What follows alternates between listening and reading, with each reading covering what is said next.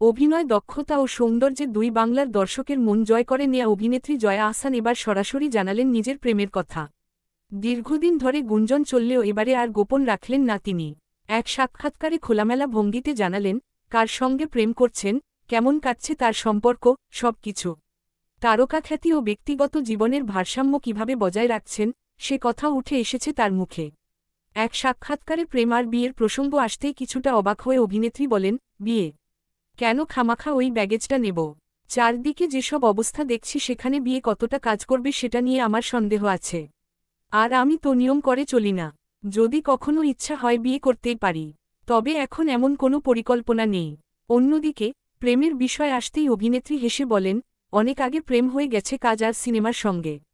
দর্শক হয়তো রাগ করবে আমি একই কথা বলি, তবে সত্যি আমার প্রেম, বিয়ে আর সংসার সব অভিনয়ের সঙ্গেই চলছে। দর্শকের উদ্দেশ্যে অভিনেত্রী বলেন, সবসময় দর্শকের কাছে আমি আন্তরিকভাবে কৃতজ্ঞ। এটা কেবল বলার জন্য বলছি এমন নয়।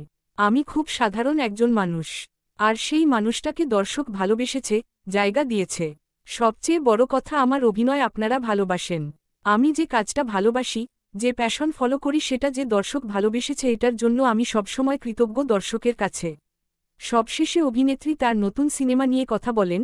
জয়া আহসান বলেন, আমি তো অভিনয়ের পাশাপাশি প্রযোজনা করি। দর্শকদের জানাতে চাই যে আমার সিনেমা জয়া আর শারমিন আসছে। সিনেমাটা একটু অন্যরকম। দর্শকদের অনুরোধ করছি আমাদের জয়া আর শারমিন দেখতে আসবেন। প্রসঙ্গত, কোভিডের সময় লকডাউনের দুই নারীর গল্প নিয়ে জয়া আর শারমিন সিনেমাটি